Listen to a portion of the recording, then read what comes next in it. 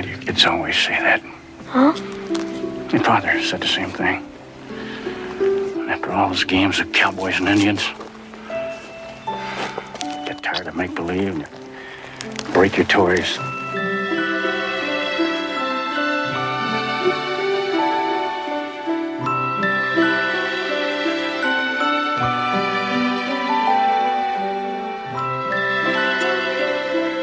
Hello everyone, Jim Laskowski here with a very brief preamble since originally this was going to be a Patreon exclusive, but you know, this is a very special film for me. And also the Keith Gordon episode isn't coming for another few days, and Bill Ackerman is hard at work on his first contribution for Directors Club. But no, I had to bring this up, that the fact that this is a commentary that's dedicated to my dear old dad, who I know gets brought up a lot on this show, but for good reason. Honestly, Dabney Coleman here in Cloak and Dagger is as close to a portrayal of what he was like. And I know he loved this movie just as much as I did, and of course, my guest, Erik Childress, is every bit as big of a fan, as you'll hear. And I know having a Patreon means coming up with exclusive content, but for fans of the mid-'80s, I don't know. If you grew up loving this movie, you'll want to hear this. I think it deserves a wide audience, and it's something you can either sync up to watch along with us, or simply just enjoy our conversation here about Richard Franklin's cult classic, one of the best father-son stories of my lifetime, The Great Cloak and Dagger. Now on with the show, and enjoy. Thank you so much, everyone.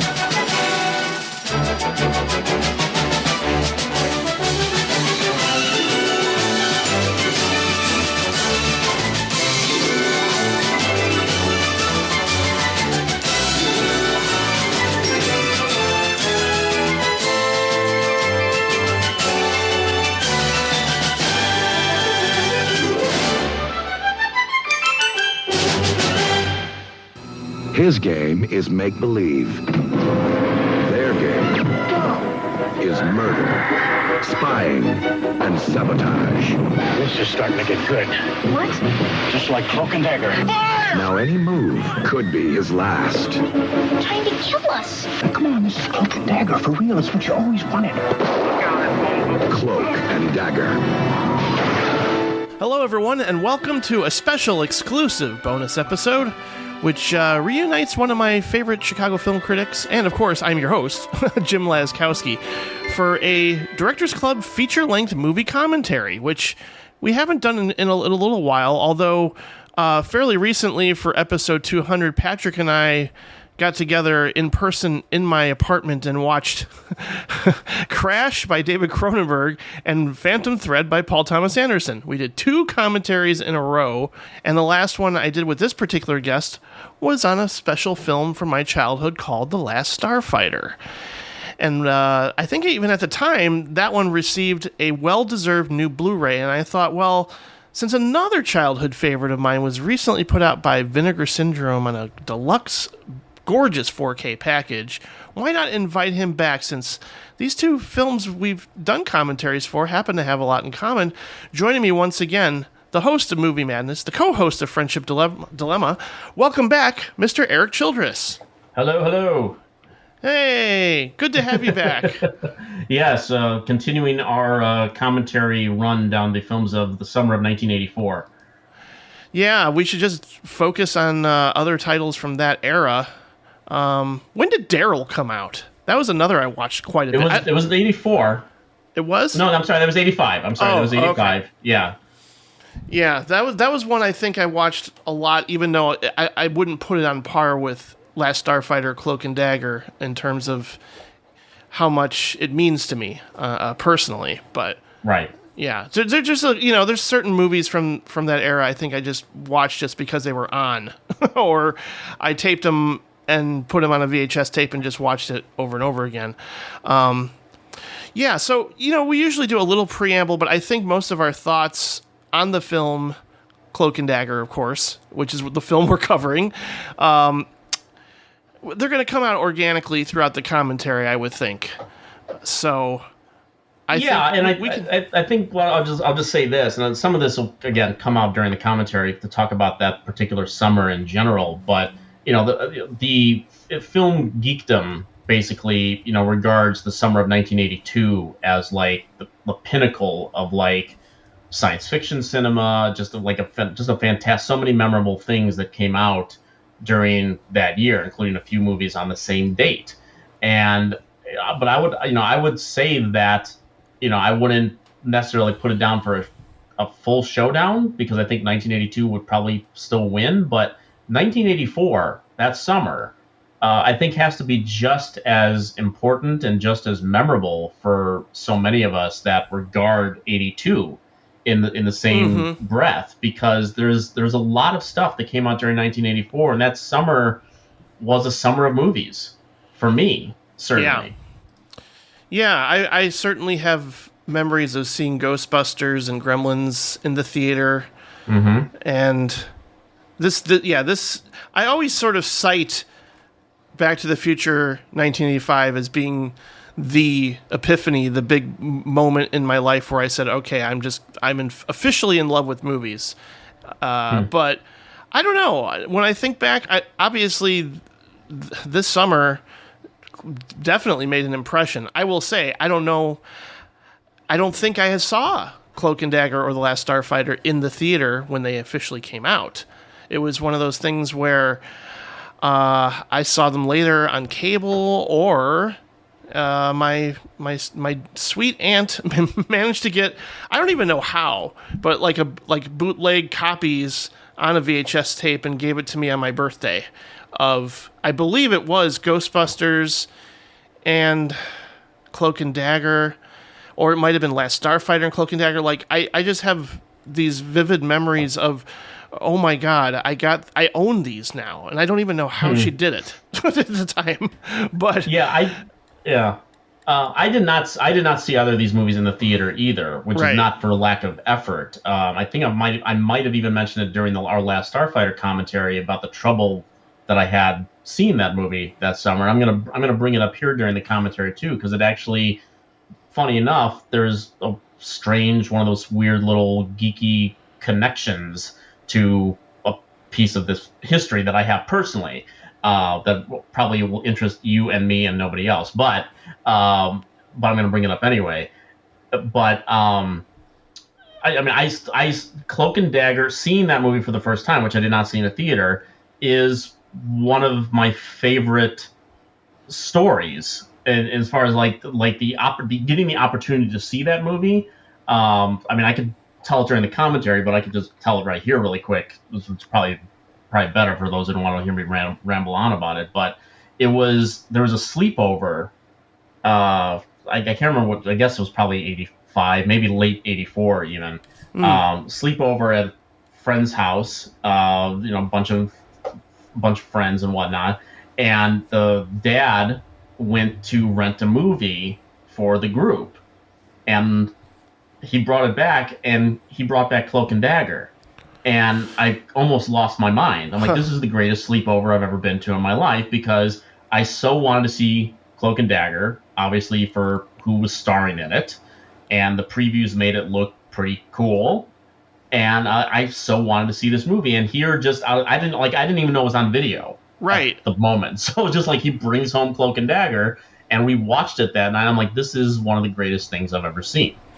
I was probably 9 years old, 9 to 10 years old at the time. And we'll talk about how this movie has aged in some respect, but that's okay. Yeah.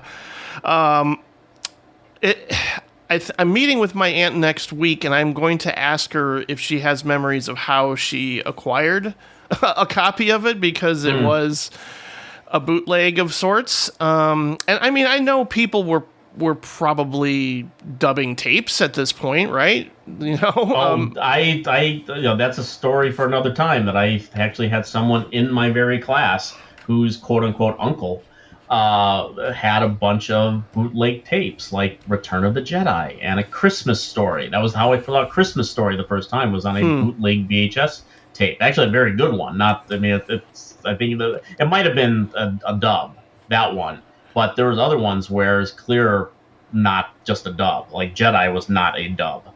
But but I don't remember him. I don't remember Cloak and Dagger being one of them. That's not how I saw that. Yeah, it was pretty surreal going back and watching it, especially on this pristine 4K that Vinegar Syndrome. Geez, mad kudos, man, all around for that package. It's just the package itself is about as good as the movie. Yeah. I mean, when I open that package up, and it has a similar, it's a bulky package and a similar design to what they did with the Beastmaster 4K, the way you open it and whatnot. And when I opened the Cloak and Dagger 4K, and I was greeted with the inside packaging that was designed after an Atari 5200 case, I almost lost my mind. Right. I'm like, this is absolutely amazing. This is the detail. I mean, it's not quite Atari 5200. It's a little, rights and all that kind of stuff, but it's the same design. Exactly. And it even has a little price tag on it, which at first I thought said Venture on it. And if it was said Venture on it for us Chicagoans and whatnot, that would have been, I mean, the greatest Blu-ray release of the year. But still, I mean, but it's up there regardless. I mean, it's really a fantastic package. The attention to detail is spectacular, and and watching it was just like, I actually have memories, because I watched this movie so much, of when on the dubbed VHS that my aunt gave me, when the little rainbows would show up occasionally. Like, on the actual tape, like, I remember after Davy gets, trapped by the security guard in the Alamo, I would always see a rainbow at a specific point in the film. Like, that's how embedded this movie is, where it's like, oh my gosh, yeah, there's little sound cues and things that we're all going to talk about. There's so much to dive into with this particular film, and I don't think we'll run out of things to say. Sometimes it's tricky, though, because I always wind up wanting to watch the movie, and I'm like, I want to watch this scene as opposed to talk about it or talk over it. But that's when we know. That's when we know the other person needs to chime in at that point. That's the beauty of a dual commentary, is that you don't have to do it all by yourself. Oh, right. I've tried doing a couple of them by myself, and whoo-wee, they were challenging, but you did a great job with career opportunities, that's for sure. Thank you. Thank you very much. All right, let's do this. Okay, so, I'm going to tell our listeners that they want to sync up their copy of Cloak and Dagger. Maybe it is the actual new 4K release from Vinegar Syndrome, but some people might be streaming this as well. I would say try to find the spot right where the Universal logo comes completely into view, meaning you see the words Universal and then right under it an MCA company, and then you want to hit pause. It's about, I guess if you are streaming this online, it'd probably be about 22 seconds in or so. But when you see the Universal logo come completely into view, hit pause, and you'll have your copy synced up with ours. So go ahead and do that first.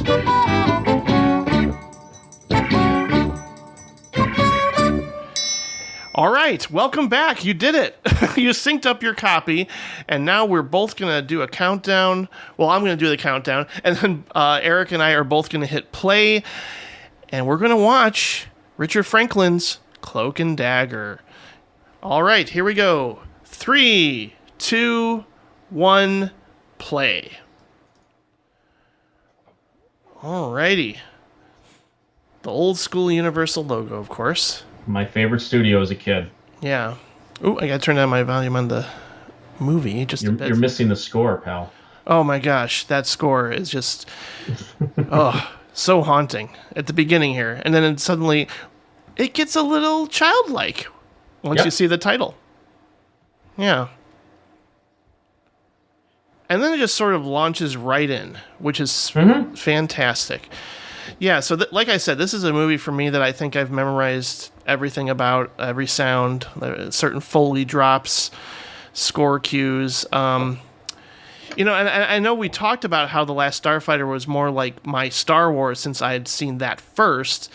I probably had seen this maybe around the same time as I first saw E.T. Because you definitely saw E.T. in the theater, right? When it first came out. Yeah, that's what I thought. 3 times. It took me a while to get to it. I actually saw it as a double feature with Follow That Bird in 1985. I remember that double feature existing. Yes, isn't that weird? It's a weird double feature. But no, it worked for me. I identified deeply with this movie because I had just gotten into video games, and I'm not much of a gamer now, especially, but back then I really loved playing Atari and my dad's computer games and all that stuff. And I happened to have a girl next door best friend that looked a lot like Kim Gardner, so it's just a little weird how this movie kind of reflects my own childhood to some degree. If I should just mention right there, we just saw the credit, music composed by Brian May. Yes, it's not the same Brian May from Queen. No, yeah. Well, it took me a few years to realize that. When I first saw that credit at the sleepover where I first saw this movie, I thought that was amazing because I knew who the members of Queen were at that point because they were my favorite band. And I'm like, oh my God, I didn't know the guy from Queen did the score for this movie. This is awesome. And of course, it's not. It's an Australian composer named Brian May who's also done some of the George Miller stuff and... Right away, very cool. Absolutely. Ingenuity. Dabney Coleman as James Bond, essentially. Mm-hmm.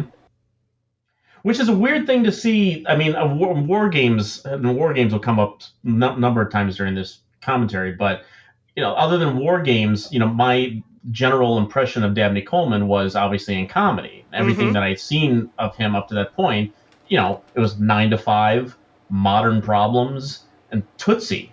Yep. So like seeing him in war games in this and he does a lot of light comedy in this one as well, but it was always cool to see an actor, not, I don't want to say out of their comfort zone, but just out of, just doing something different as a kid when you're discovering what acting is and what directing is and all these kind of things. And it was just cool to see him in a role like this and play a tough guy. Yeah. No, I completely agree. And earlier he was actually whistling the score, which I always thought was cute. Love that. Well, that's establishing right away in a John Williams kind of way that Jack Black has his own theme music. Yes. I'm gonna get you, sucker.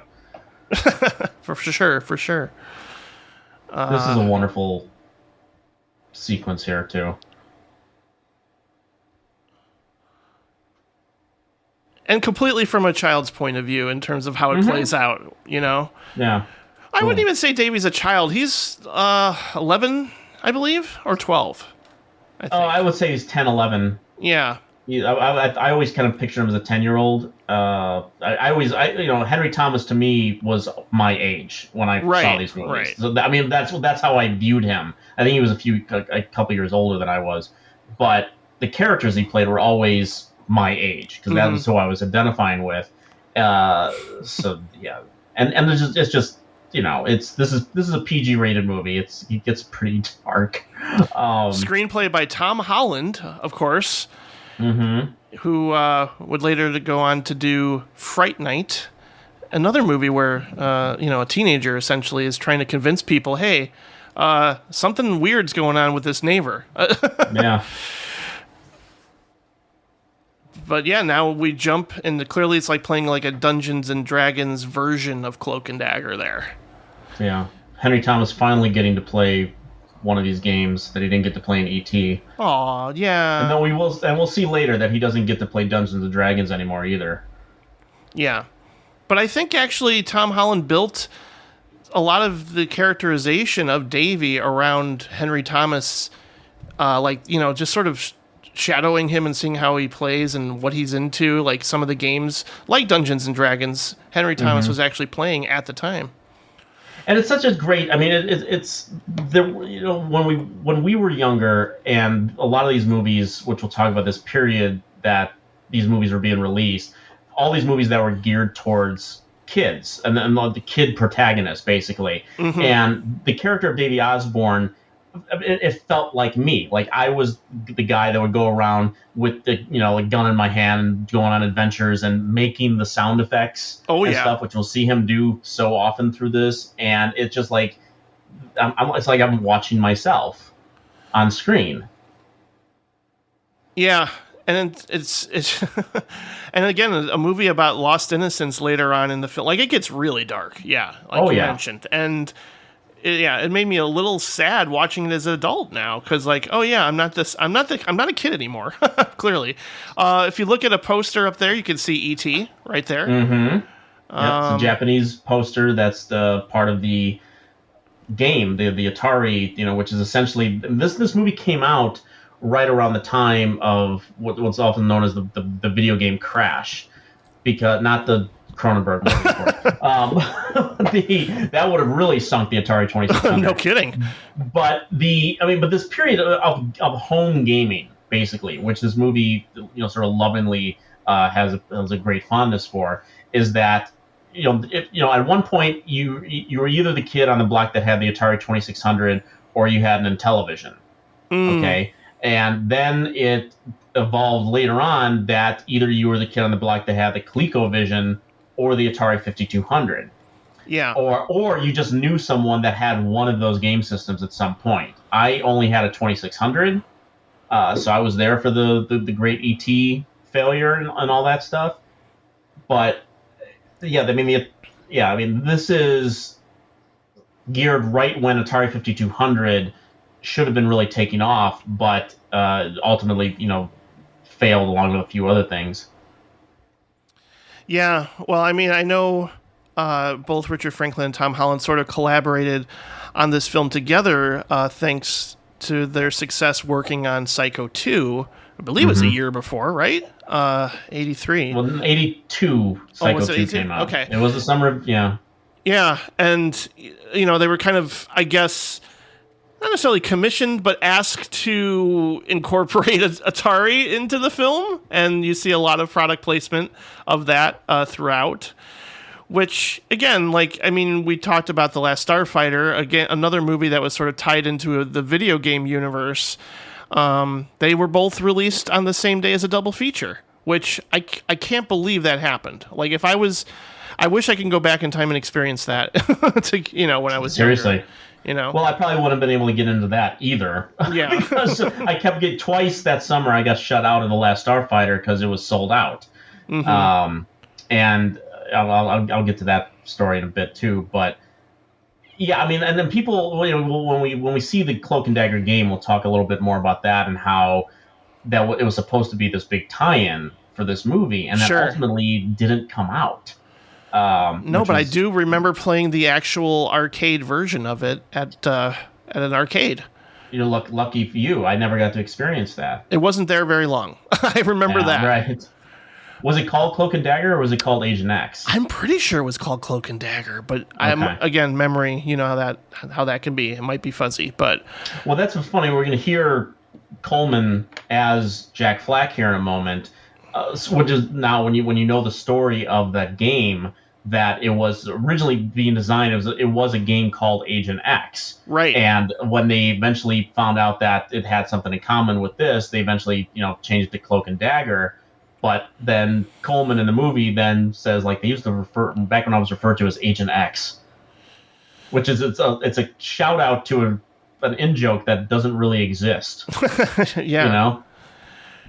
I just can't believe how blasé the security guard is towards this kid carrying a fake gun, but these were very different times, people.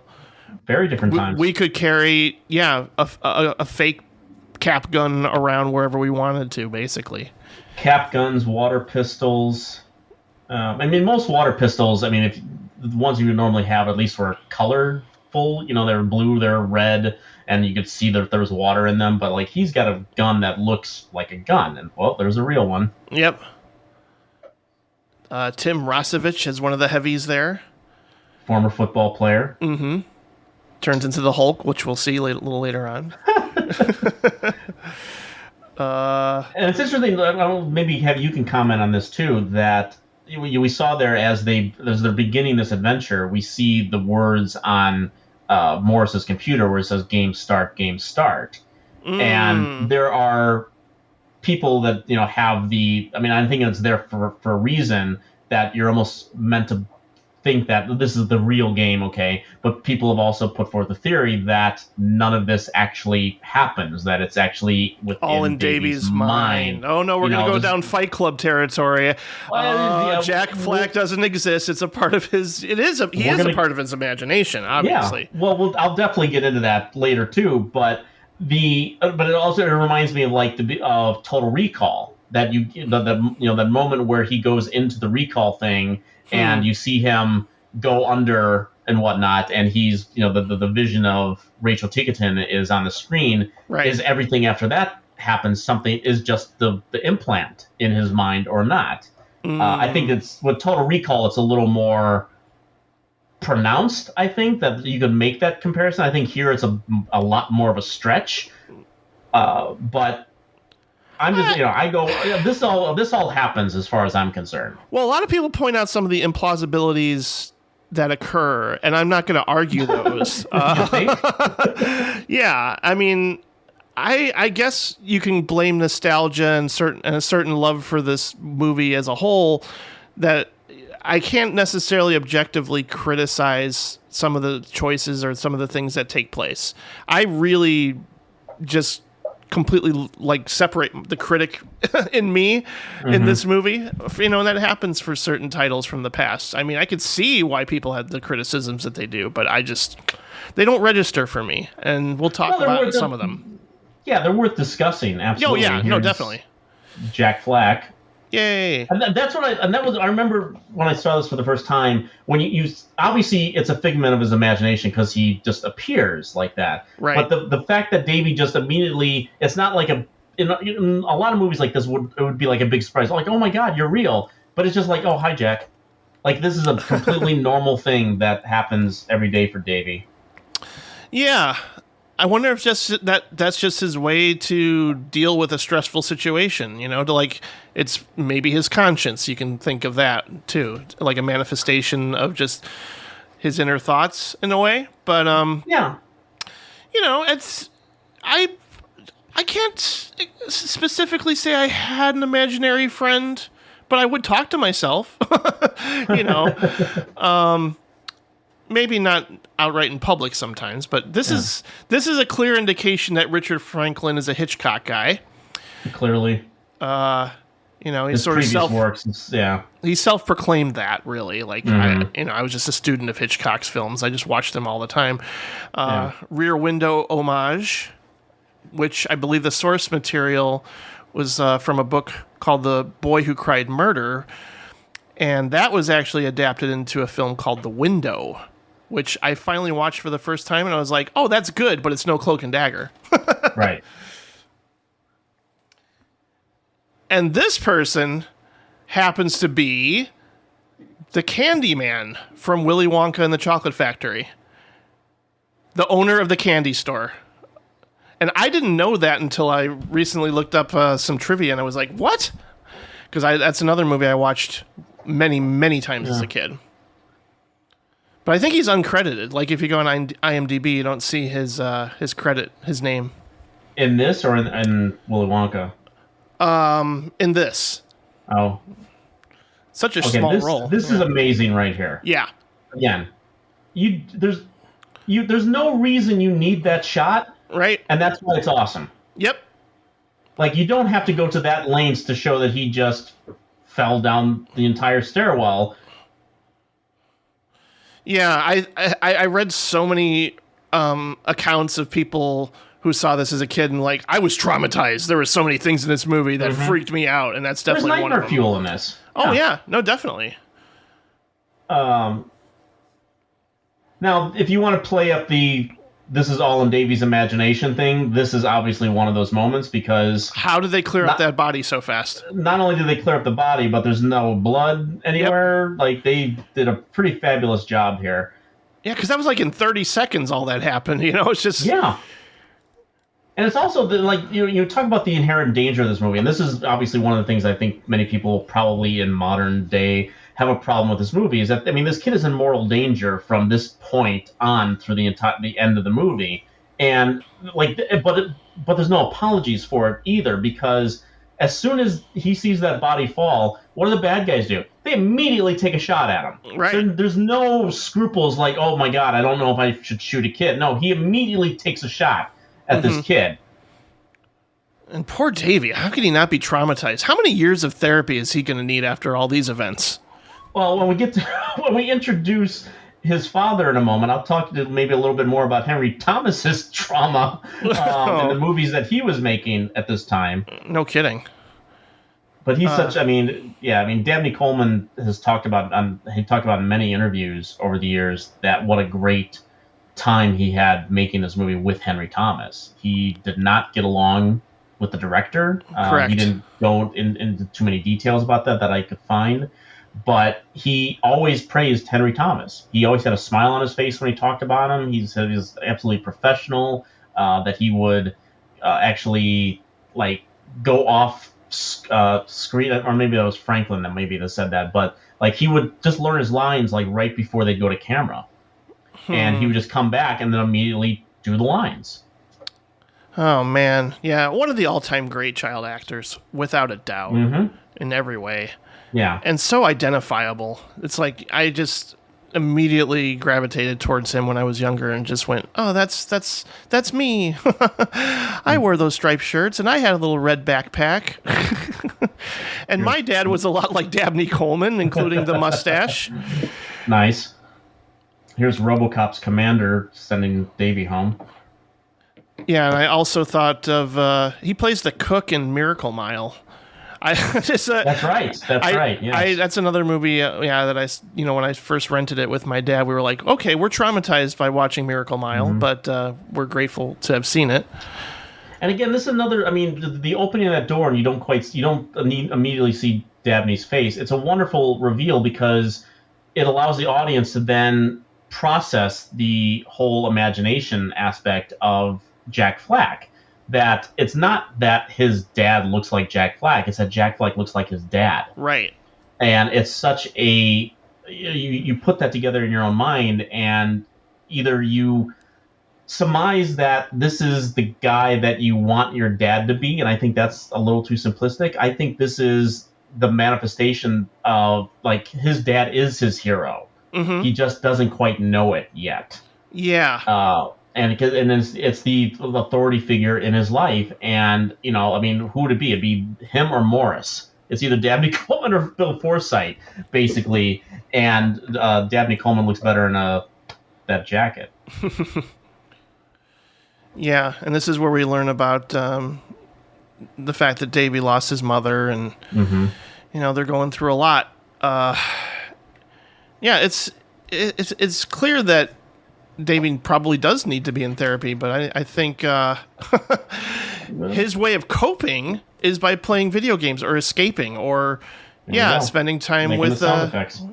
with his best friend and doing little adventures like that. I mean, I think Davy's games are not a way to avoid his problems. Maybe that's kind of how his dad sees it a little bit, but they are tools that he's using to work through his trauma or whatever he's experiencing as a kid. I think once again, it makes me correlate like those types of coping strategies as not being bad. I think he's having fun because everyone processes grief their own way. And right. I think sometimes when you try to over prescribe what someone is going through, I mean, you're going to hear his dad make several mentions about going to see this doctor. And whether that's directly connected to the fact that he's talking to an imaginary friend or not is not specifically spelled out. But you're right. I mean, you want to lose yourself. That's one way of coping with grief, is just losing yourself in fantasy or work or whatever age you might be. And he doesn't have a job, obviously, so he loses it in fantasy. Kind of like we do when we're watching movies. Absolutely. We're not avoiding reality. We're using them to work through our own issues or to empathize with others or to try to understand this messed up world we're living in.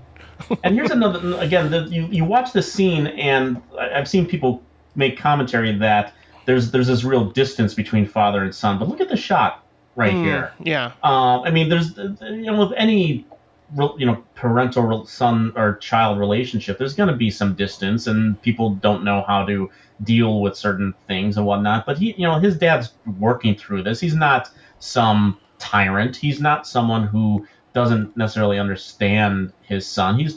They're both going through this together. And there are a few moments here where, he doesn't believe him, but what parent is going to necessarily believe that armed killers are chasing you through San Antonio? I mean, Come on. So, well, especially since he's had the tendency to immerse himself in the world of games before, and just like, of course he's going to try to, recreate those scenarios in different ways. And here we get to see the actual game, although the cartridge itself doesn't exist in reality. This is the stand-up arcade game that was wired into a screen. So there's like a separation. Like there's clever editing going on here. Oh yeah. And I was always upset I never got to play this game. Right. Because it seemed like, at the time, and this is 1984, compared to some of the games that I was playing on the Atari 2600, this looked like revolutionary stuff. Oh, I know. And I'm still amazed that I got to play it a couple of times, but I wanted to play it at home on a cartridge because I saw this movie. I was like, oh, I should be able to, right? Isn't it out there? And no, it's not.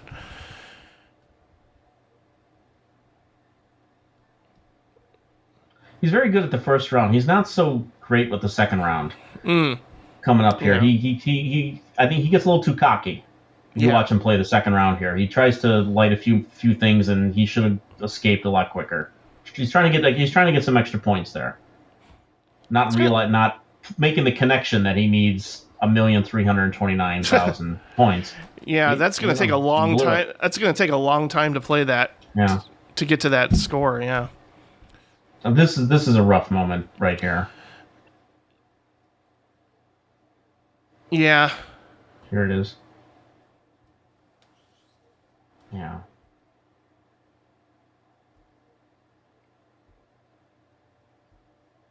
But I think every child has those moments of, like, I don't know, just separating themselves from their parents and just not capable of that kind of empathy at that point in time.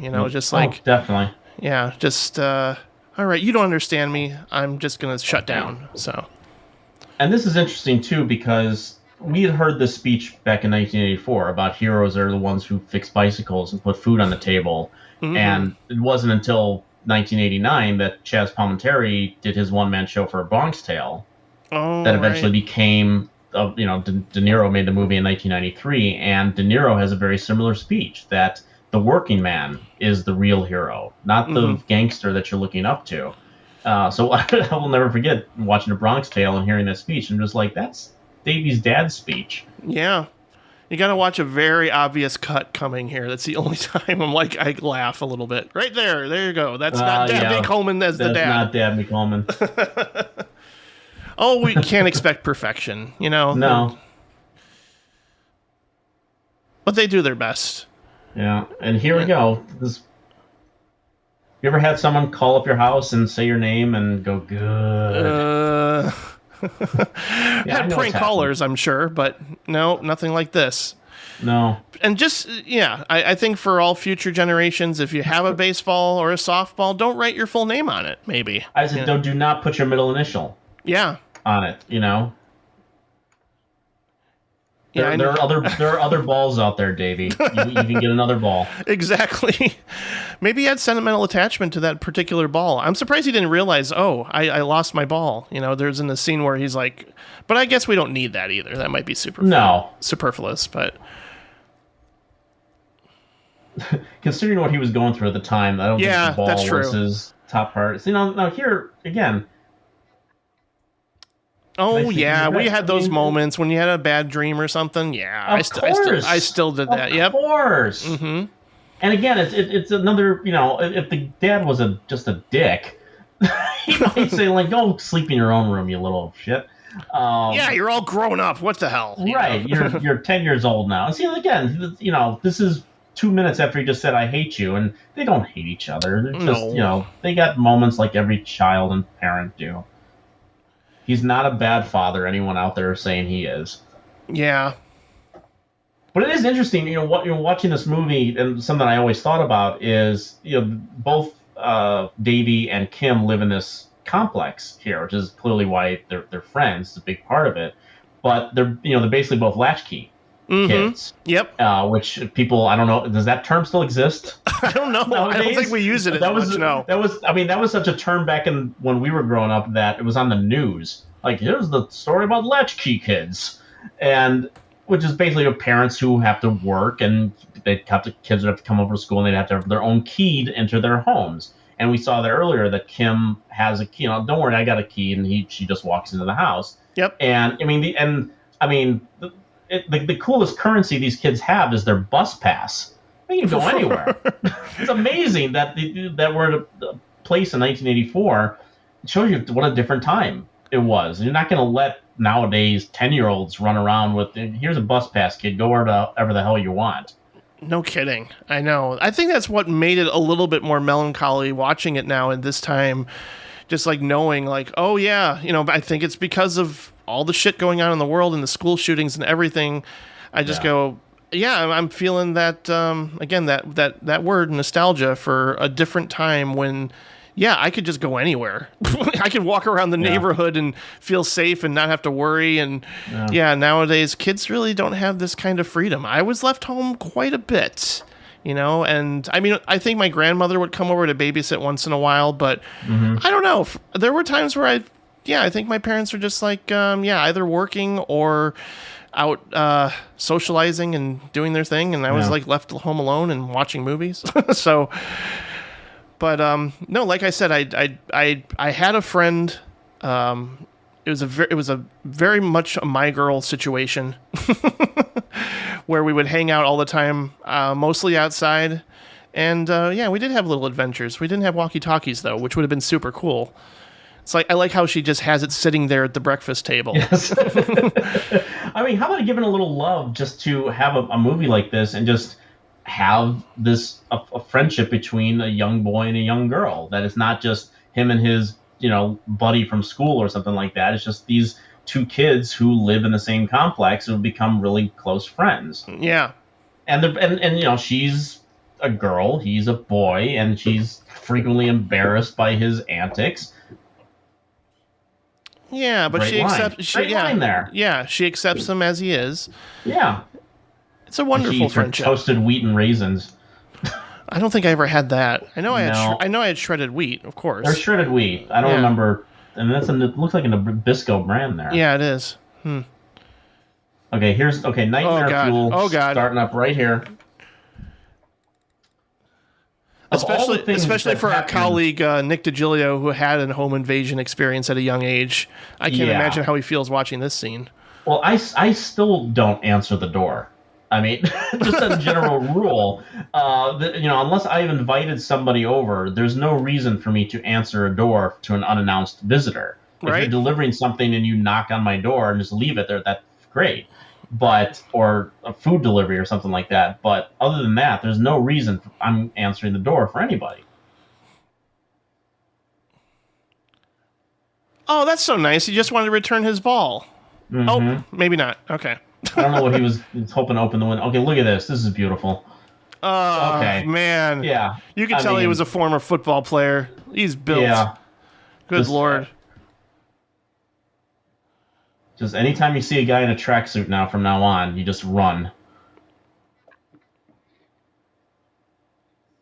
Yeah, he's the brother of Rick Rossovich, who from Roxanne, of course.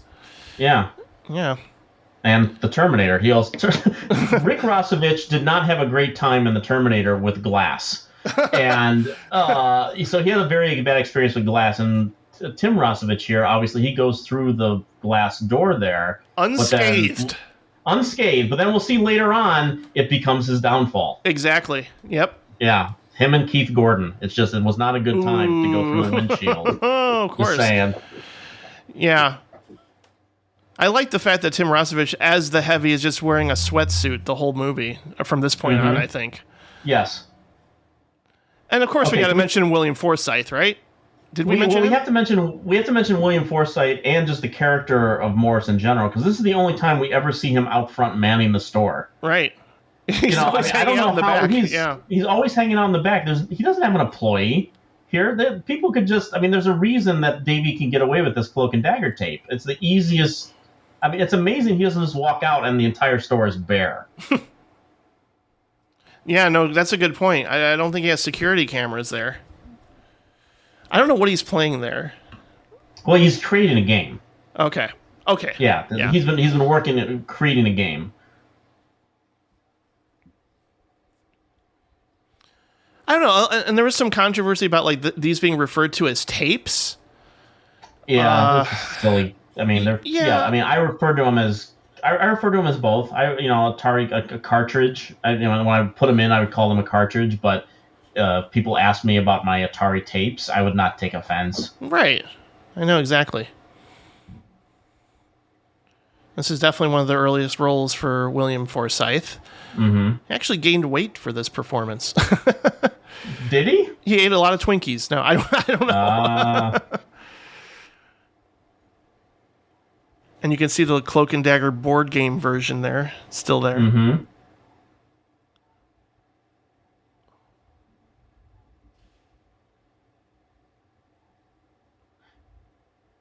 And, the Atari, people are just like, oh, it's just a advertisement for Atari products and whatnot. And yeah, sure. But there are many shots of ColecoVision outside the store, so it's not that blatant, but he only has an Atari 5200 connected to his back room where he's not doing any work whatsoever.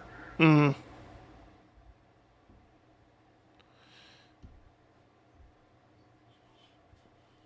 There's a little ADR moment there. There's weird. I always thought that was weird even when I was a kid. Like, you hear him say no, but his mouth doesn't say the word no at that moment. I think it was my first realization, like, oh yeah, they probably overdid that. He grabs 100,000 points right off the bat. Boom. Right?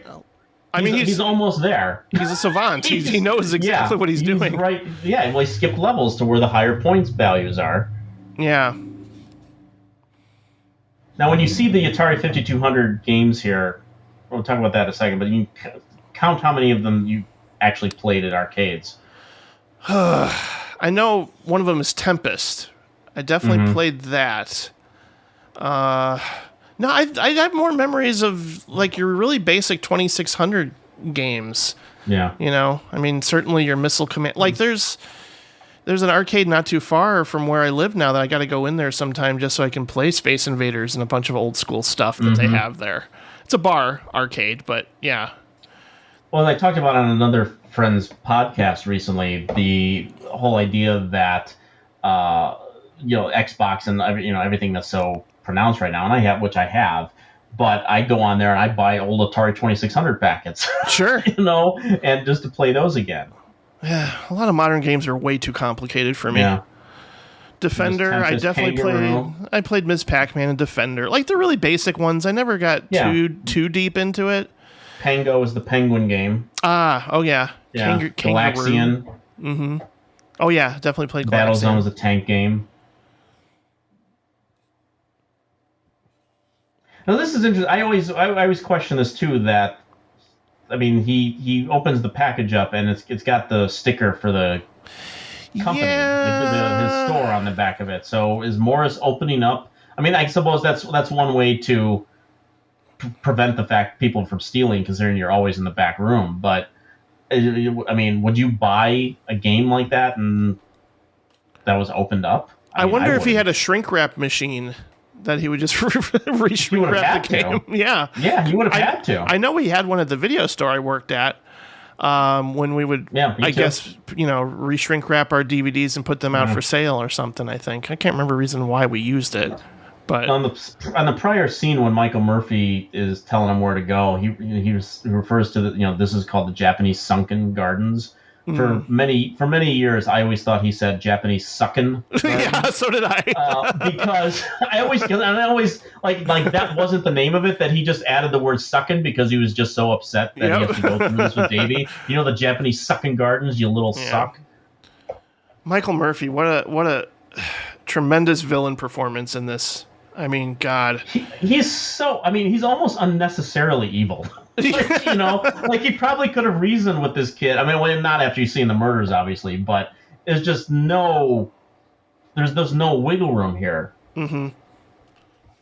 And he's mostly known for playing a nice guy. Yeah. You're living dangerously, which is where I knew of Michael Murphy at an age that I probably shouldn't have seen that movie. But okay, now here you have the two bad guys threatening to throw this little girl off a cliff. I guess nobody notices those types of things at this time. No. But I'm surprised she's not screaming a little bit more, freaking out. But maybe she knows that she, they will hurt her if she does that. So she's a smart kid. I love Murphy's dialogue too. I'm a kid at heart. Hey, I have some friends and we play too. And if I don't get this tape to them, your friend's gonna die. Yep. He's so good in this.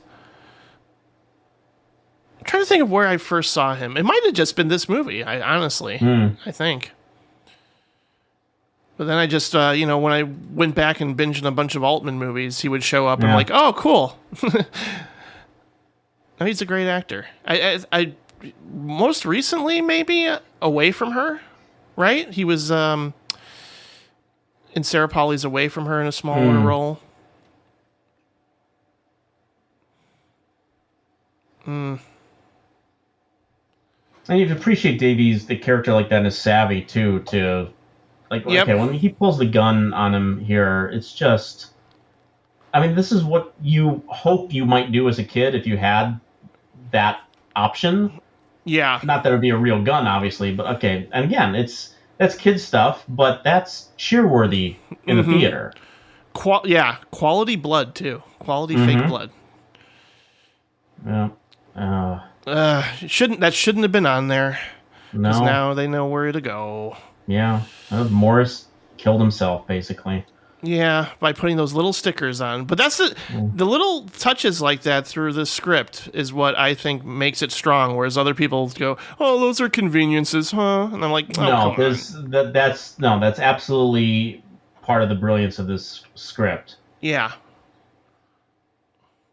Because I mean, it's a fantasy, and you can call it a Hitchcockian fantasy, if you will, just done through the eyes of a kid. Like this is what a kid's version of a Hitchcock movie would probably feel like. And just all those little touches, and here's another good piece of directing here by Franklin, just letting this play out between these two really good child actors, and then letting the van come up to him. Slowly into view. Yeah, that's a total Hitchcock moment. Yeah. Yeah. One shot here. Yeah, very subtle and it's like the opposite of what De Palma does, in terms of just like letting the scenes play out in this organic manner and focusing on the characters and their relationship. It's really smart. And again, everything that Davy has to do to wrangle his way out of these situations, what he has to do to get off the bus here. I mean, the quick thinking of this kid is one of the things that endears you to him. And it's not that he's doing something that is so, it's not like, forgive me, but Lex in Jurassic Park knowing how to, solve the security problems with the computer. It's not quite like that. It's little ways of a way a kid would get out of situations. Fake throwing up here. And this whole film was shot on location in San Antonio where Henry Thomas grew up. Yeah. So this just must have been an adventure for him too. It's like, going back to your hometown and getting to relive all these locations and things. Another great shot here. Yep. Again, shooting at this child in public. Yep. Nobody pays no mind. I mean, I guess he just does it. And, people could probably make that, claim that, oh yeah, this is playing out in his head. Like those two people were just right there, and did they see it? Not far behind. Yeah. Yeah. And well, this was a period where there weren't cameras everywhere, so you couldn't Jussie Smollett your way out of a situation. Yeah. Plus, the gun had a silencer on it, so yeah. So it's not making a lot of noise. Mm-hmm. We need a spin-off origin story of Morris. That's what we should have. Like in this day and age, if this movie had become a hit, like we get all the subplots and side characters, we'd learn everything about them and where they come from. Like he would be like the guy. Like there's probably like other adventures, other game tapes and stuff like that, and other video game like detective stories that he would be the Q sort of thing. They'd be the guy that you'd have to keep bringing stuff to, and this would be his final moment, of course. Yep. And again, this is all MacGuffin material. It doesn't necessarily matter what's on here, but you see the words "invisible bomber," you go, "This is important." Yeah. A stealth bomber that would actually, come into fruition in reality. Later on. This was a time of espionage and Cold War scares too, you know? So, it's smart of them to sort of just incorporate that into this kids movie. And maybe that's why even my aunt and my dad liked this movie, you know? It appealed to them as adults. Like they actually really, because they weren't cinephiles the way I slowly became one, and yet this film, for some reason, they always went, that is as good as it gets when it comes to a child film. Or, a film that's made for kids that I can actually enjoy and be entertained by. I was wondering if you could, this poor schmuck, if somehow you could creatively edit War Games and this movie together, so it was actually all one movie, and that way you'd have Dabney Coleman playing 3 roles like it was Strangelove. Whoa. And so you have the nuclear capabilities, and if McKittrick and Davy's father is actually the same person. And given what McKittrick has gone through with David Lightman, that's a reason why he doesn't want his actual son playing these War Games. Oh man, you're gonna publish some fan fiction, aren't you? Who says I haven't? Oh, yeah, I want to see that. Well, nowadays everything becomes its own universe, you know. Of course. Everything is tied together. Yes, but the Dabney Coleman cinematic universe is something that needs to be a thing. Oh, sure. Yeah. You gotta throw in Short Time. Of course. Yep. Killer car chase in that film that we talked about. Yeah, of course, when I visited San Antonio with my mom, we did this, and all I could think about was Cloak and Dagger, and I was like, am I going to run into a creepy elderly couple on the boat ride? I wonder. Was it the exact same location, the river and the tour? I think so, as far as I can remember. Was Al your tour guide? Nope. No? It wasn't Al? No, it wasn't, unfortunately. Nobody yelled that the boat was on fire, thankfully, and the way people jump ship, we'll get to that. Yeah. See, again, teamwork here on part of the bad guys. You get in line, I'll go get the tickets. Mm-hmm. And here's this poor guy and his wife. Just fighting the entire time. Again, see, this feels like a De Palma sequence.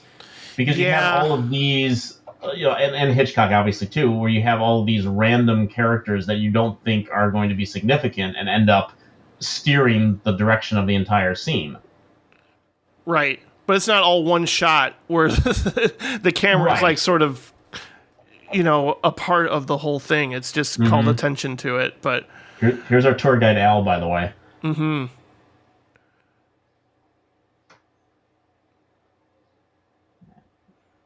It's a good thing those two weren't on the boat, too, because they'd be arguing the entire time. No kidding. That would be able to hear Al. We want this boat.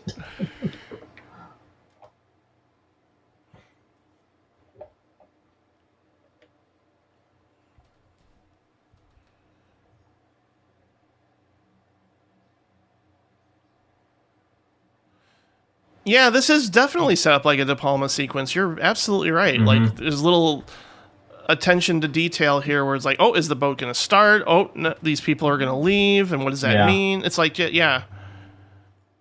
Again, it's very nightmarish. I mean, I understand. As a kid, I had seen some Hitchcock, and but watching this, you are the kid. Like, it's one thing to watch Jimmy Stewart. It's another thing to watch Henry Thomas, who's around your age, be put in this situation. And I mean, anytime there's Al, again, they're going to knife this child on a public boat, which is something you could do in the 80s, apparently.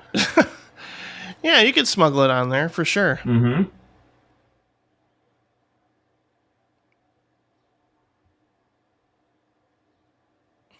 Tim Rosevich, obviously the brawn of this operation, not really the brains. Correct.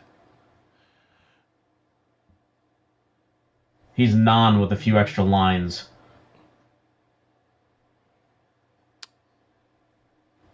Poor Al. He's just always telling him to sit down for the whole sequence.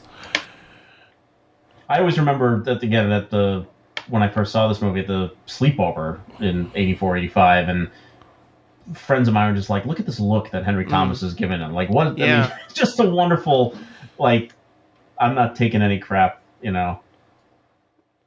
Yeah, but he's also like, I'm actually, you can sense a little fear in him, of course. He's really good at conveying that. Definitely. Oh, that smile. Ugh. Mm-hmm. And we are about to get an introduction to a very memorable couple who were married in real life. Speaking of Psycho. Yeah, no kidding. Yeah, the Psycho connections in this movie actually run quite deep, considering you have Jeanette Nolan and John McIntyre here, who were both in Psycho. Richard Franklin and Tom Holland worked together on Psycho 2. And who would play Norman Bates in Psycho 4, Jim? But Henry Thomas, of course. That's correct. Directed by Mick Garris, if I'm not mistaken, right? Mm-hmm. Yeah. Wasn't bad. I think it was like a made-for-cable thing, wasn't it, Psycho 4? It was a Showtime movie. Oh, Showtime, okay. Yeah. Yeah, it wasn't bad. I think I like all the Psycho sequels.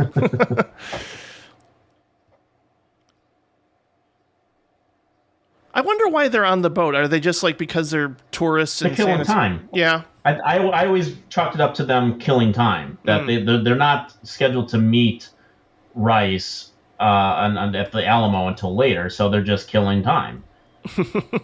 You can actually trace. There's like, I mean, you want to talk about origin stories? Oh, this is rough too. Yep. And I love the people just jumping ship on this little ferry boat. Again, wonderful ingenuity to get off the boat. I know, he's such a quick thinker. All these people are like, look at this guy. He's like the Titanic, right? But you going back to the couple, Al trying to get these guys to sit down again. The boat is Linda, by the way. Mm-hmm. I would be mad at them for yelling fire. You know, like. Oh, they should have pushed them off. They should have totally pushed them off the boat. Yeah. But the old couple, they have like an entire schedule going on, because later on they got a hotel, they got to check out of the hotel. They had dinner reservations, those got screwed up, and they're just killing time. So they're taking a boat ride through San Antonio, and they don't have a flight until midnight. Yeah, later. Now, did you ever have a Morris in your life? Did I have like somebody I looked up to that was an older adult? Or just someone like in a store like this, like in a like. Did you ever like go to like a mall or something where you had a rapport, or video store even, where you had like a rapport with the person? No, not until when I was well into my teen years. Later on, I'd say. It was definitely the video store owner of Citizens Video in Griffith, Indiana, a mom and pop video store where I would just go in and talk to him all the time. And it was just the saddest day though when they told me they were going to close down. But it was also the happiest day because they're like, you get first dibs on anything you want here. Oh, that's cool. I didn't quite get that treatment, but there was a little video store right by the bowling alley where I bought at Elk Grove Bowl. And so after Saturday morning bowling, I would go to the video store, and frequently there was a gentleman there that would let me look at the coming soon guide that all video stores got. Aww. So I got to see in advance, like, when certain things were announced for 2 months down the road, and I'd write them down so I knew when they were coming to the store. That's so nice. Sadly, you don't have those kind of relationships with store owners these days. Right.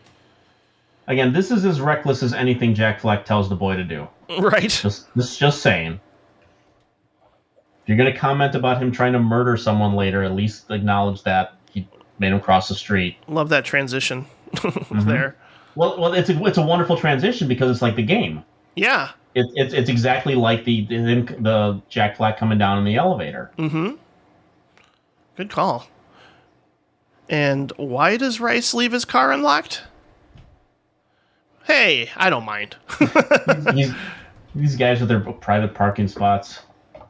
Yeah, back then everybody left their car doors unlocked. Yeah. They left their houses unlocked. You know. Oh, Shot through the eye, too. no kidding. He got Mo Green. How much therapy? I swear. God, poor kid. Well, since you brought that up, let's talk about Henry Thomas's therapy. Probably just playing these roles. I mean, again, Dabney Coleman talked about what a natural actor he was and how good he was at just being able to cry on cue. And obviously, people probably all know his E.T. audition tape, which is legendary. But considering, okay, E.T., his dad has left him. Right? Yep. Okay. So, and then he gets a best friend in an alien, and then he leaves. Okay, so there's that. There's a movie that came out earlier in 1984 before this one called Misunderstood. Which I haven't seen. I've never seen that. And there was a movie that played on cable a lot, and it was Henry Thomas played the son of Gene Hackman. Right. And as the title tells you, he was misunderstood. And what was the premise of that movie? His mom had died. Oh my God. Okay, and if you watch, and you should see that movie because it's interesting. It's especially to see how good Hackman and Thomas are in it. Oh boy, yeah. But it ends the way that movie ends is, I mean, it's almost downright tragic how that movie ends, and it is designed to just bring emotions out of you. Oh, and then you got this one where his mom's dead, so he's got like a dad that's left him and two dead moms. Yeah, I don't know if I can handle it because, like I told you via email, my dad reminds me of Gene Hackman and Dabney Coleman. Oh boy! So, and of course, I think of Henry Thomas as a young me. So, Oh boy, yeah. That's why it does get a little emotional. But that is a big trunk. Now that I think about it. Well, yeah, it's got to fit the boy and the imaginary friend and Morris. It reminds me of the line from Wonder Boys. Now that is a big trunk. It holds a tuba, a suitcase, a dead dog, and a garment bag almost perfectly. So we actually, my grandfather, and then we ended up having it ourselves. So we had a Lincoln Continental, which is not quite, but it's actually bigger than this car. Actually, again, not the brains of the operation here. Mm-mm. Yeah, how does nobody see the dead body in the trunk? Well, they just conveniently didn't walk past there. Well, it's Texas. That's the beach. Yeah, that makes complete sense to me. They ignore problems down there. Disappointed that Davy did not check to see if there was a basement here. It was before Pee-wee's Big Adventure. Oh, just a year, yeah. Yeah. Another one I watched a lot. But this is also not the interior of the Alamo. You took the words out of my mouth. But yeah, yeah, exactly. Because I visited it when I was in San Antonio. I'm like, wait a minute. This is very different. So they didn't actually even try to recreate how the Alamo looked. They just... I just remember going, okay, this is not like the movie. I don't think it was dramatically different or anything, but I think they tried. Okay. They put forth an effort somewhat, but no, it was a little different. I'm sure there were renovations between then and when I went. Yeah. But this is another sort of De Palma-like tracking shot, like a sequence where you're following somebody. Yeah. It's like a Dress to Kill kind of thing, like with the museum. And there was a shot just before we see him scrolling there where you actually see the two of them off looking at something under a glass, like he is doing. So I don't know how she got there that quickly, but doesn't matter. The lengths that they go to distract you from, I mean, the reveal that's coming up not too long is one of those reveals that completely blew my mind. Oh, when I was for sure. Because you never would suspect that. No, and I had a great relationship with my grandparents, so anytime there's like an old couple on screen, I just you feel there's like a grandparent, grandfatherly, grandmotherly kind of thing. You don't expect what's coming, and again, it's not like they've been in constant contact with Rice, so they don't know what Rice has been going through this entire time, and Rice probably, I assume, explains it to him a little bit. when they're swapping camera cases. Yeah, they do have the same kind of camera case here. Yeah. And of course, we realize why later on. That's a very Texas line right there. Yep. You have a hell of a nerve, kid, stealing inside the Alamo as opposed to anywhere else. How dare you?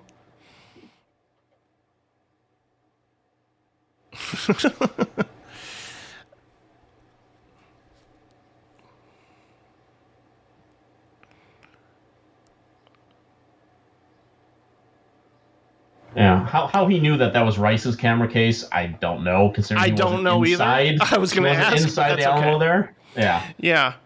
Maybe he just Like you said, assumed we forgive it. I don't things. know. Yeah. Yeah.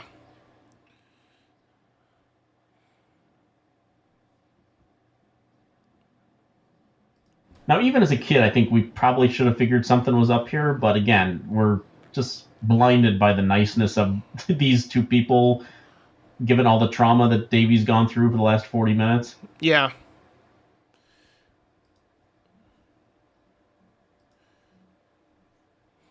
It's interesting that, the composer Brian May would go on to do the score a year later for a film called The Quest, which I think is under a different title now, isn't it? Oh, I don't know about that. I know the movie you're talking about, obviously, which I've actually never seen. It's hard to find. I think that's why I haven't seen it. Yeah. Let me double check, because I actually wanted to... I feel like it was... Frog Dreaming. It's also under a different title called Frog Dreaming. Apparently it's on YouTube, though. It's an Australian film. It's Right. set in, I believe it's set in Australia. Yeah.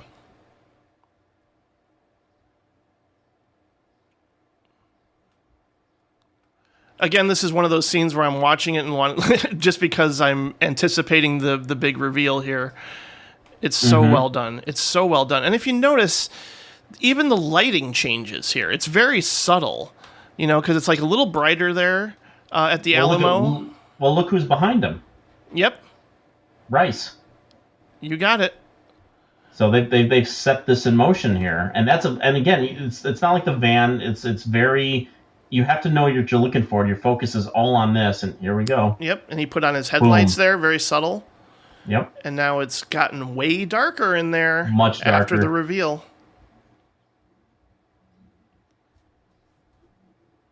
Night falls quickly in Texas.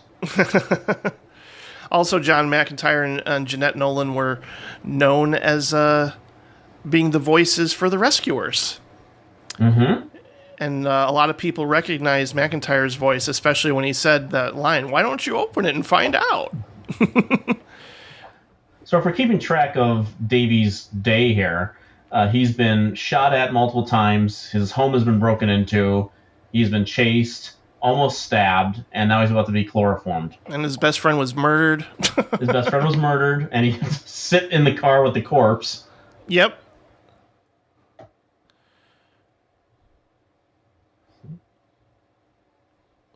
See, the dinner reservations are gone, man. Davy, you're such a nuisance. I'm going to knock you out. And again, it's really ingenious of Jack to suggest you better play dead right about now. Mm-hmm. Well, there's a lot of really wonderful, ingenious bits here. Again, when Davy gets to start, again, you want to talk about like kids' fantasies. When you're 9 years old, the opportunity to drive is actually one of them, and that he would not just drive, but have to evade bad guys like he's Indiana Jones or the Luke Skywalker or anyone. Is Rossovich reading Sports Illustrated with the Dallas Cowboys article? He absolutely is. Nice touch. Again, why is he leaving the keys? Probably because not the brains of the operation. Exactly. My dad had an Oldsmobile with that exact same color of interior. Burgundy interior. Could you escape the trunk by doing this to the... I don't think so. I never tried. Obviously, a lot of cars, you can do this now, but, he just busts this seat here. Yeah. That's not supposed to do that. Well, maybe Jack helped him. That would be cheating. An early appearance of a cell phone? Well, back then they called them car phones. Car phones. Yep.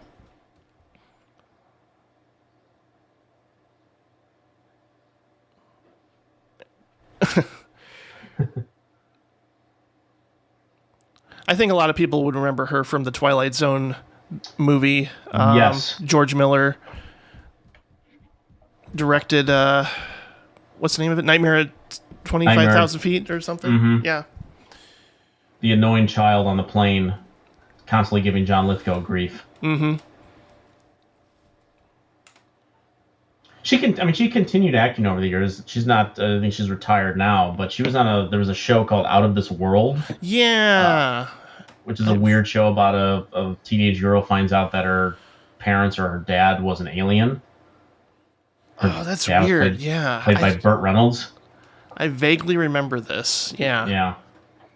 Yeah, she wasn't she was like the friend of the teenager who was played by Maureen Flanagan. And get a little exposition dump here. This guy is about to blow up a 9-10-year-old little girl. And the whole neighborhood, apparently, according to him. Yeah, with enough plastique to just, seriously. I mean, that would mean the whole complex is going to go if she's at home, It's Yes. like, geez. So now we're at 11:01 p.m. here. Now this is obviously movie speeds up a bit. You have to forgive that. You have to forgive a lot of it, but it just every once in a while you have to go like, they just give it like 10 more minutes. You could probably pull it off with a little more. Alvarez not great at keeping an eye on children either. Nope. Like one of them could have gone to get rice, and one of them could have stayed with the car, but that's okay. This all worked out. Again, this is great. You're 9-10 years old watching this movie, and he's going to escape in this car. It's fantastic. This was obviously the same summer that Short Round was driving a car for Indiana Jones, too. Mm-hmm. So it was a good summer for children and vehicles.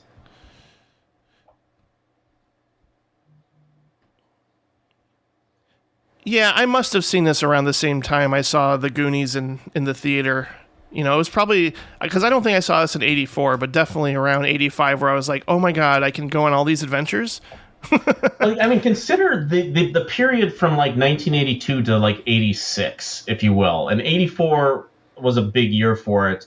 That obviously the video game thing was becoming an influence in movies because you had Tron and War Games the previous years. But 84 was a year where it really started to explode with, like you sort of mentioned, the child adventures or the teenage adventure films where you had Gremlins, Last Starfighter, Red Dawn, even Never-Ending Story, The Goonies, Explorers, Daryl, Back to the Future, Young Sherlock Holmes, the science craze where speaking about movies that open on the same day, Real Genius and My Science Project open on the same day. Space Camp, even the Boy Who Could Fly, Manhattan Project, Solar Babies. So I just threw Solar Babies in there. You have to, of course you do. Yeah. I think Solar Babies was the end of it. Yes, exactly. It killed it. Right. Just like E.T., the video game, killed Atari. Yeah. Summer of '86, Flight of the Navigator, The Invaders from Mars. That was another Hooper. one. Yeah, that was another one I watched a lot. Flight of the Navigator. Oh, that's such a good shot. Just the car flying out there. So much fun. I do want to mention this too, that it's funny that have you ever seen, you mentioned The Window earlier, which is an earlier iteration of the story that this is based on, but have you ever seen the 1946 version of Cloak and Dagger? It's not Fritz Lang, is it? Yes, it's a Fritz Lang film. And I must have at some point. I just don't remember. Obviously has nothing to do with this movie, but when you see that movie, it's clearly the inspiration for the film that I saw in the summer of 1984 after getting sold out of The Last Starfighter for a second time. Oh, wild. Yeah, and that movie was Top Secret. If you watch the 1946 Cloak and Dagger, it is clearly a direct inspiration for the plot of Top Secret. I never connected those two, and now I'm going to. Yeah, you watch it, and particularly the ending with the plane. Them waiting to take off in the plane at the end. Man, it's just all connected, isn't it? It's so weird how that happens. Yeah.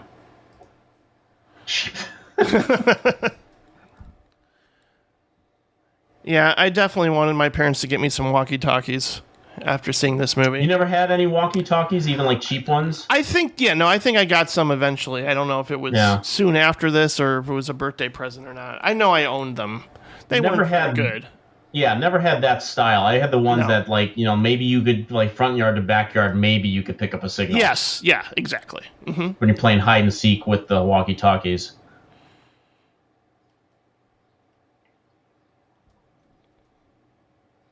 Bad guys are always driving a van. I wonder where the origins of that came from. I mean, I guess it probably just happens. And just happen to traveling with hardware that fits into a case. Mm-hmm. Give me the case. Just in case I needed this giant machine gun this day. Yeah. Oh, he said the title of the movie. Take a drink. There it is. Yeah, I kind of remember this scene in particular from the trailer. I might have seen the trailer before the movie, and I just remember anticipating what's going to happen in the phone booth here because I think they show what happens pretty much. They do. Right. Yeah, this particular moment and the reveal of the bomber on the computer screen were two things that I remember explicitly from the trailer, and Davy coming out saying that they just killed a man, now they're after me. Right. Mm-hmm. But it didn't matter. I mean, Henry Thomas could have just been walking around talking. It was just the fact that it was the star of E.T. was in a new movie. I had to see it. Of course. Again, here's great reveal. There's the van in the background. With those headlights. Mm-hmm. Mm-hmm.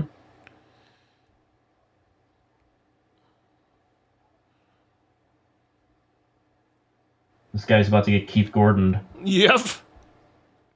He probably should have known that something was going to happen after he hits the phone booth. He probably could have done this with a little more tact, but hey. Yeah. He was driving, if he wasn't driving and holding the gun, Yeah. That's why you shouldn't multitask while you're driving. Mm-hmm. Good lesson. Lessons to be learned. See, now, if you were 10 years old and you're in this situation, you would probably grab the gun, would you not? I mean, it wouldn't be, we don't want children playing with guns, obviously, but if you're in your brain, you're in this situation, you might need something to protect yourself. I would, in hopes of not having to use it. But yeah, I would. Very Davy Osborne of you.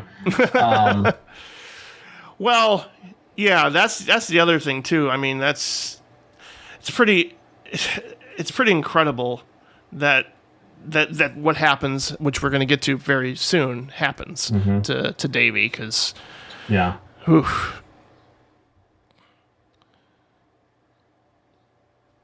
and he's able to drink espresso. Yeah. Well, in Davy's mind, he is. That's the first time we see him without his hat, too, right? With his little beret. I think so. Yeah, I think so, too.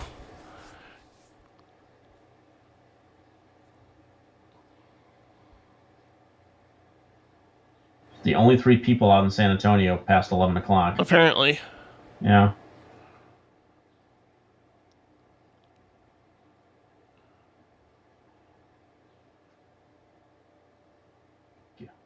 All right, it's time. Give me the case. Smashes over the coffee. He hates coffee. That's right. Yeah. God, that's some heavy-duty artillery right there. To kill a child with. Right? Mm-hmm. Oh, but it does have a silencer, so it won't be that loud. I mean, you want to talk about origin stories. This guy, this espionage stuff is his side deal, basically. The guy does work at Textronics, which is a game company. So, what does he need? He's only doing, a little side espionage, basically. Why does he need this hardware? You didn't see Sean Penn and Timothy Hutton running around with this stuff in Falcon and the Snowman. Right.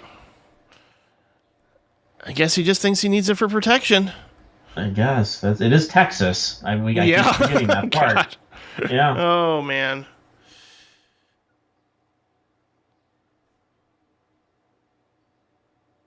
That's a nasty bruise for a fall like that, too. Yeah.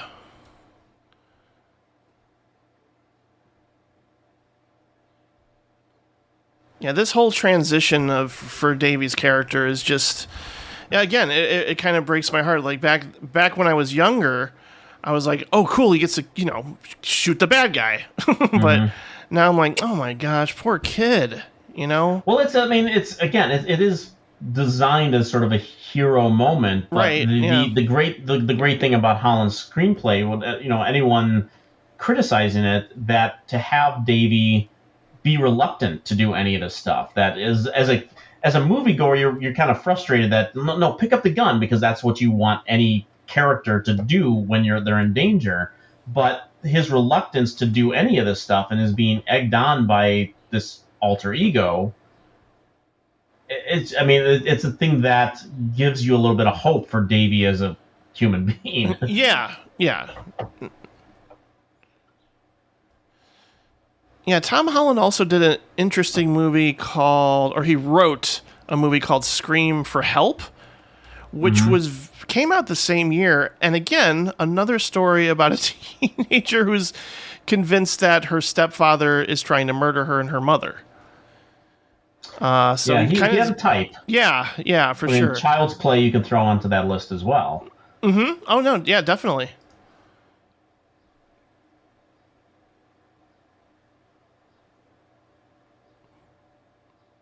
And Richard Franklin, which I believe back when changed hosts for a while, Brad and Al covered Richard Franklin on a very early episode when they first started.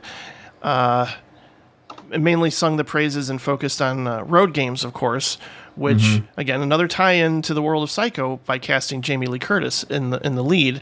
And here, I think actually for Psycho 2, they wanted to have Jamie Lee Curtis in the Meg Tilly role, which I actually didn't know until recently. And I also uncovered the fact that Richard Franklin didn't want to cast Dabney Coleman. He wanted Kevin Kline. Can you imagine Kevin Kline in this role? I mean, obviously, I think Dabney Coleman is pitch perfect. I think you actually absolutely could imagine Kevin Kline in this role. Yeah, I think I could too. Yeah, and again, I'm not taking anything away from Dabney Coleman, but Kevin Kline would have been great in this role. Poor mouse. Oh.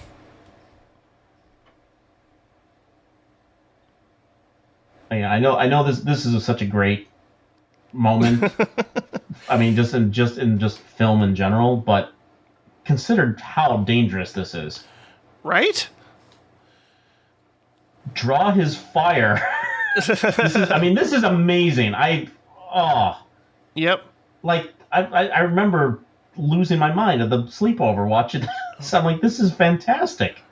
And you can tell he's traumatized, and he doesn't want to do this. Yep.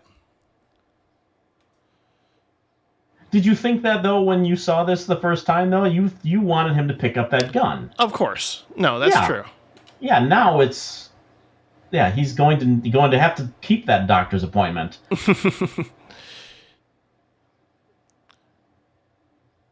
Yeah, I don't think I ventured this far into the Riverwalk tour, but now I wish I had.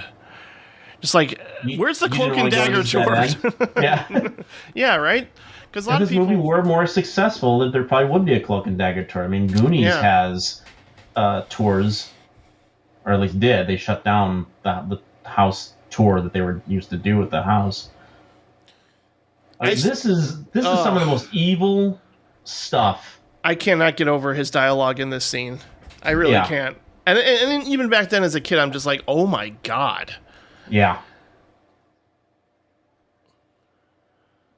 He's going to fresh clip this kid. And again, okay, modern day audiences watching this is definitely triggering for certain. And let it be known that if you do not want to watch a scene like this, it's completely understandable. Hearing Murphy's dialogue here is something, unfortunately, that we've heard way too many times on the news. Yeah, I know. Shredded meat is something that we've heard what has happened to bodies of children and whatnot. Mm-hmm. But in the context of the fantasy of this movie, I mean, oh my God. Yeah, the idea of that alone is just horrifying.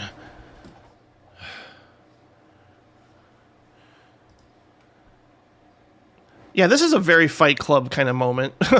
Oh, yeah. You know, where it's just like, I want to do something, and this other side of me is telling me to do something, but I don't want to be that person, so I'm not going to. There's a real internal conflict going on here that is really profound. Yeah, and I remember that line, the way Murphy delivers that line, I want to shoot you. Yeah, he's so happy. This is like bucket list for him. Yeah.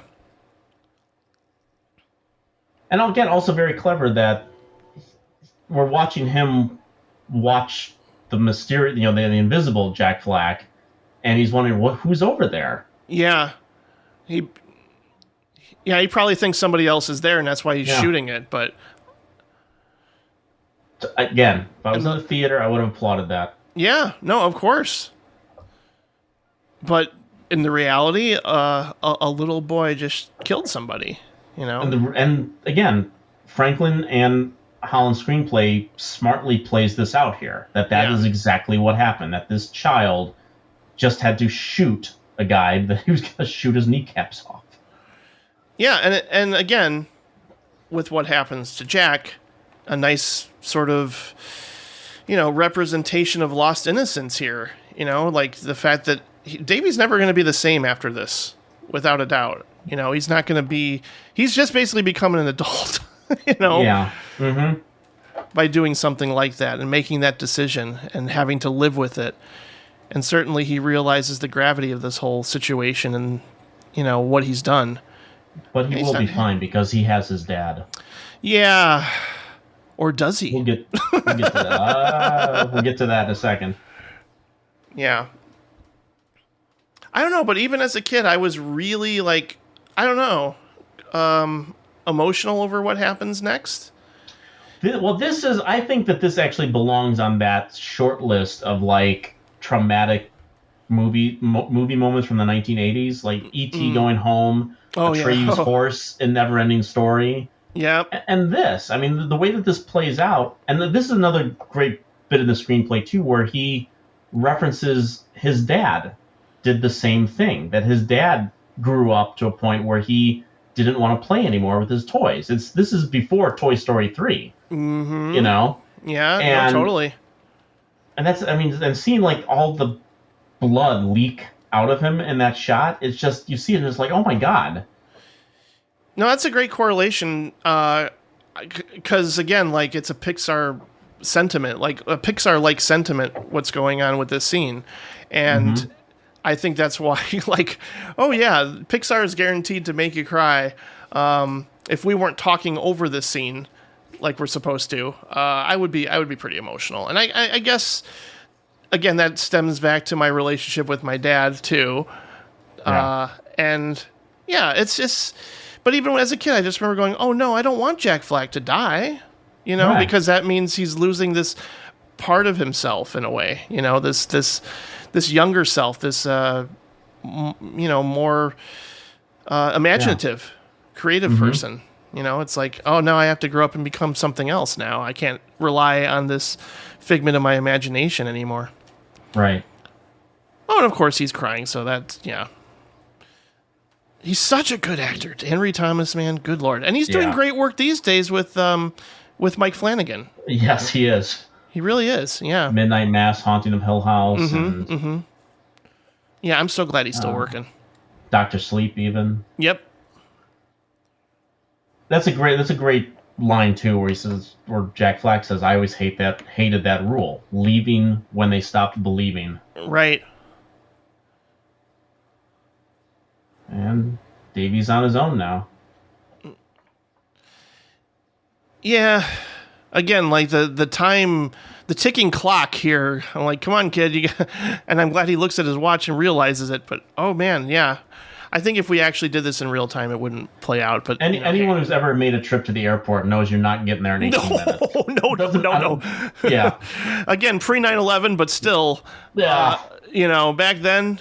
Oh my God. And yeah, and the lack of security, or at least the right, how things are in terms of kids just running around, getting to the plane. Yeah. Even if you grant the movie its geography that San Antonio might be 15 minutes from everywhere, Apparently.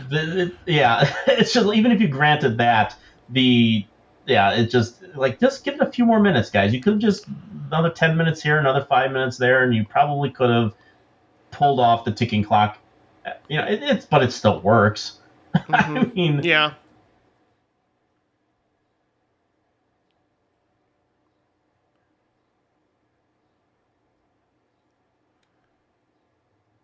Yeah, I don't know how they're going to get to the airport in time with what they're doing, and they have to be on hold waiting for the detective, and yeah.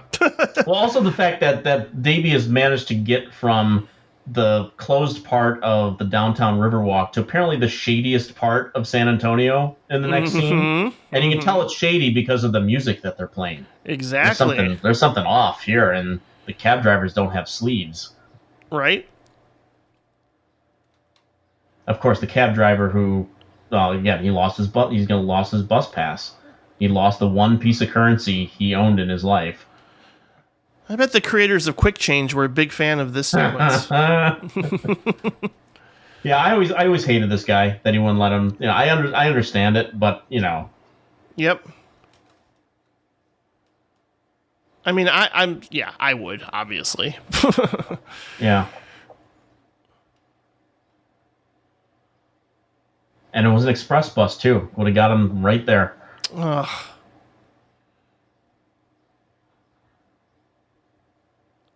I wonder what Kim expected to do if she confronted the old elderly couple. The shady part.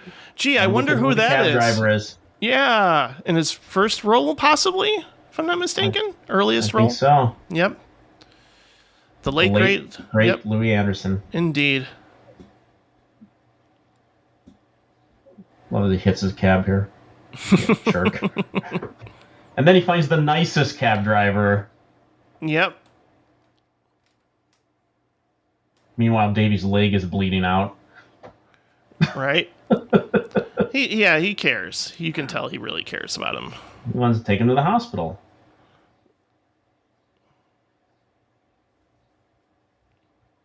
How bad did his leg have to look for him to suggest you should get to a hospital? Yeah. About 10 minutes.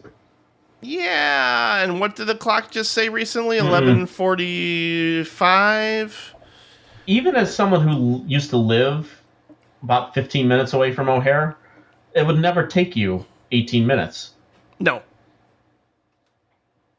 Just because once you reach the... I mean, again, this is Texas. I mean... You hit that traffic and trying to drop someone off at the airport, that bomb's going off.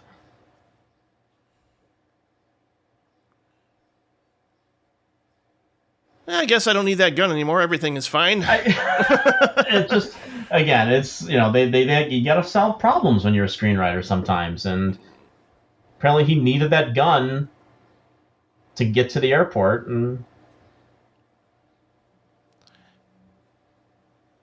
these days, this wouldn't fly. You'd just be like, can you please search my bag, please? I don't want to put it through that thing. Right. Yeah. Boy, these cops don't care. No.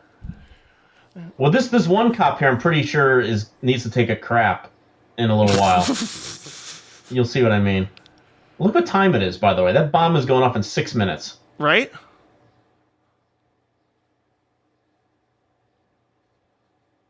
There's a great we missed it a little bit earlier, but when she's trying to get the other cop to take her seriously, you actually you keep seeing people bump into the walkie-talkie in her backpack. It's just like you think the slightest thing might set that bomb off in her walkie-talkie.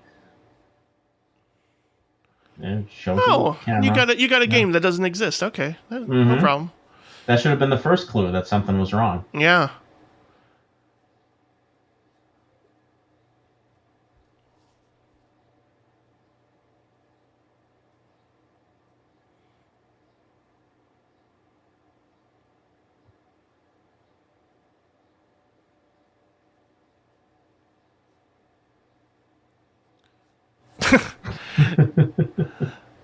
Don't they? They should be responding to that ticking sound? Don't they? They've seen movies, I'm sure. These cops have seen movies. What's That could have been the guy's watch. Yeah. Well, I guess so. I guess that could have been it. Yeah.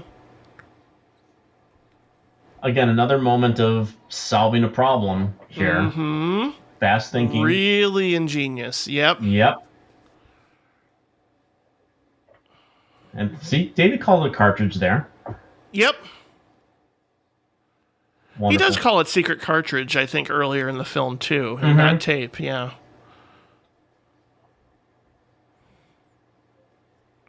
But I think the cop should have realized this sooner.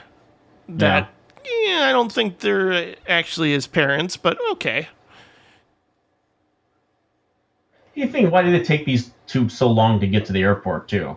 They already chloroformed the kid. They had plenty of time. Why did it take them 5 minutes before boarding to get to this airport?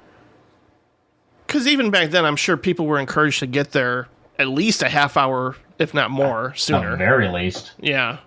I mean, nowadays, it's like, get there 2 hours if you can. I mean, give yourself plenty of time, because you just never know what can go wrong. Yeah, this is John McIntyre just about to go full freak out in the last 15 minutes of this movie. Yeah, no kidding.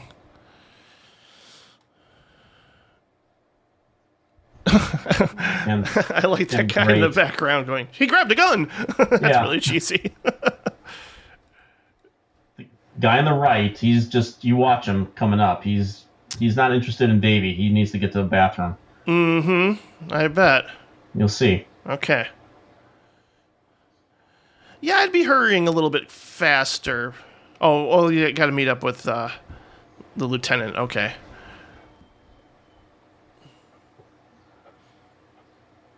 Good timing there. Everyone showed up at the exact same time. What does the clock say? 11:57. 3 minutes. This poor guy's walking into a bullet here. Yep.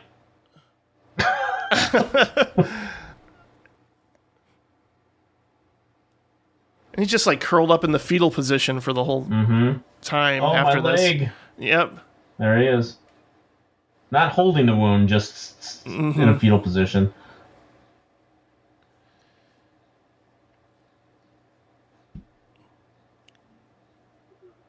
Playing the plot there. Of course. There it is. Even the cop called it a cartridge.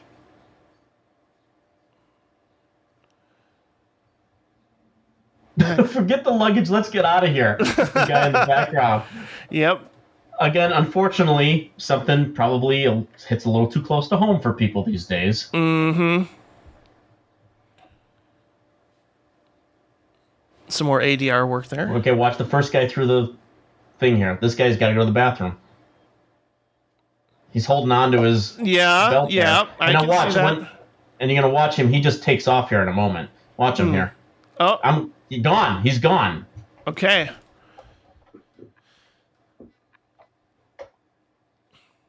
He needed to find a toilet. Well, he was drinking a lot of coffee there in the. I think that was true. the same cop. It was the same guy. Yeah. See, Tom Holland's always thinking. Richard Franklin on the ball. They know their characters. Yeah. That cop behind there looks a little like James Tolkien. Like a younger James Tolkien. Just a little bit. Well, you had 3 minutes a couple minutes ago. Yep.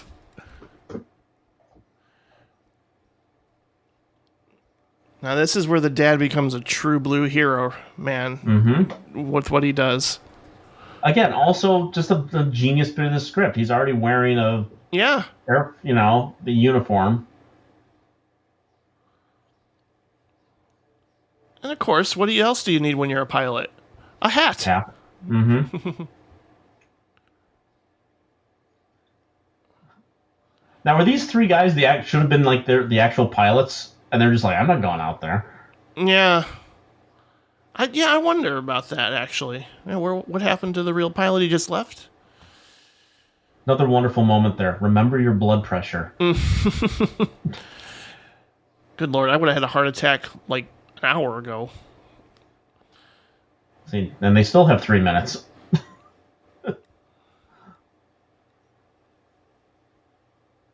Just for future reference here, if you buy it from the minute countdown, then the plane should explode when he locks the door to the cockpit.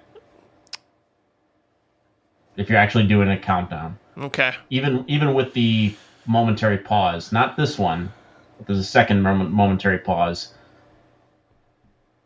Yeah. Yeah, they probably should have added some more time to make it a little more believable. But hey, again, did this all really happen? I don't know. Right. Maybe this is from a kid's perspective. You never know. I mean, that's the thing. I mean, we're still not in the Fight Club, Mulholland Drive era of cinema, the Sixth Sense and whatnot, where everything, where yet we have to take with a grain of salt kind of thing. And so, yeah, I mean, even people who have fan theories about those movies and whatnot, it just basically kind of comes down to like, well, it doesn't matter, it's just what I think. So, so you can apply anything you want, and if you want to think that this is all part of Davy's imagination, sure. I mean, you could make those connections. Oh, he should have woke up at the end of the movie and be like, "Oh, I just had the weirdest dream." But then it would be a Brian De Palma movie. Oh, well, I like Femme Fatale. It's it's sure fun. Yeah.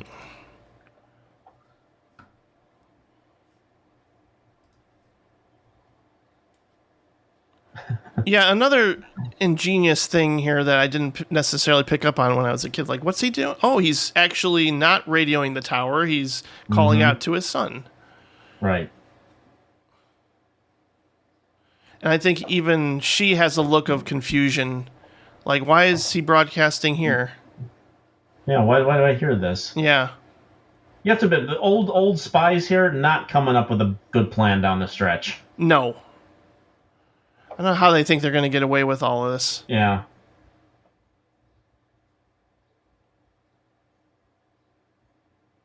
And have they been like Russian spies, like in the country for a long time and making their move now, or?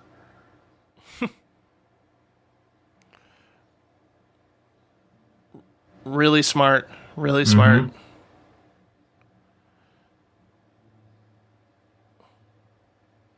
Here we go. So, cockpit door closing should be the bomb. Yeah.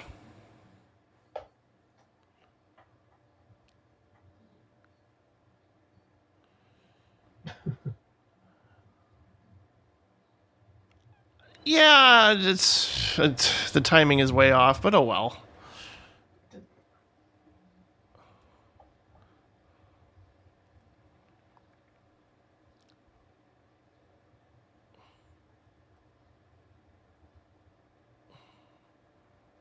The plane took off pretty quickly.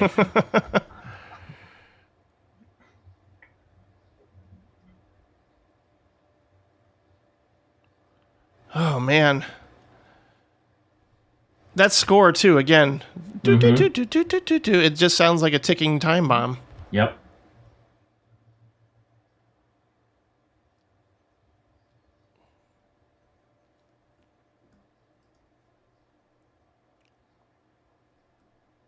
Boom. Yep, you're right.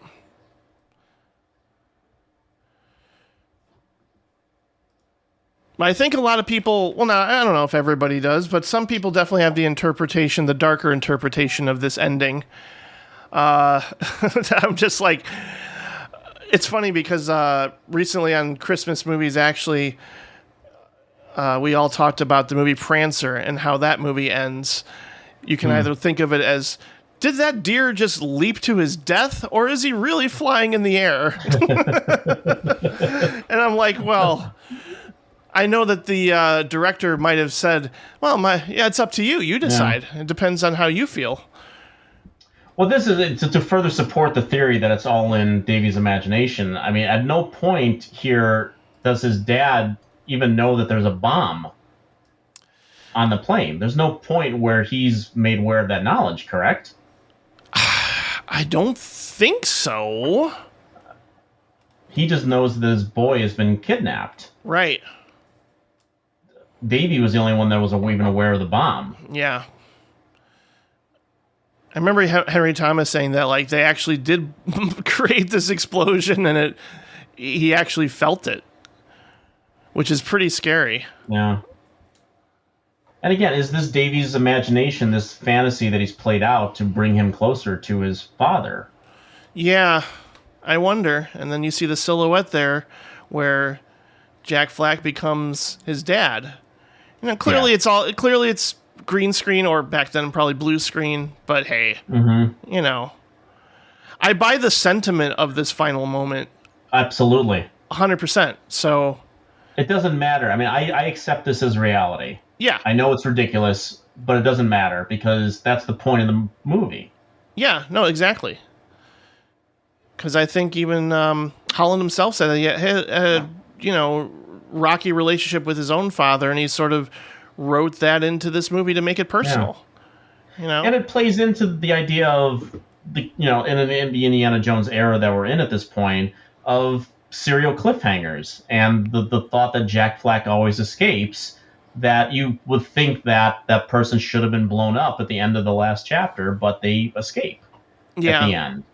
And so that completely makes sense. And when his dad says that to him, Jack Flack always escapes, you know, it doesn't contradict the idea of the everyman as hero, but this is this moment for his son.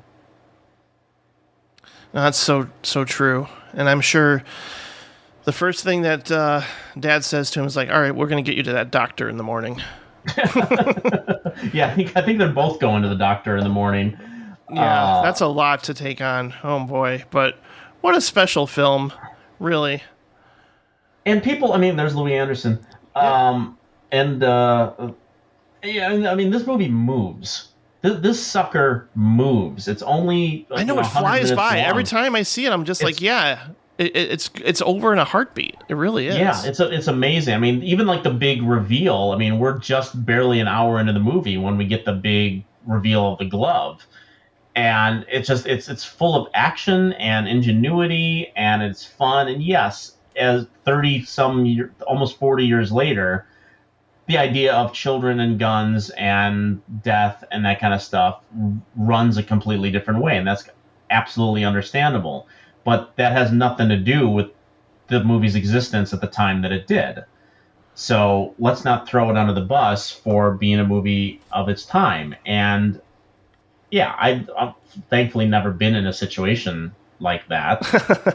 But in my mind, I have.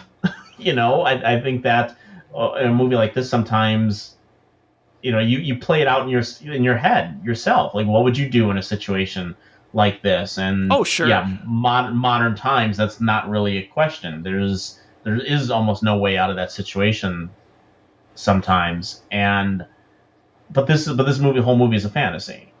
Yeah, in one way or the other. And that's the thing too. I think the reason why, you know, I went back to this movie a whole lot because it really connects to that idea of escaping into a whole other world, a whole other universe that is still grounded in some kind of reality because it's San Antonio. It's not necessarily outer space.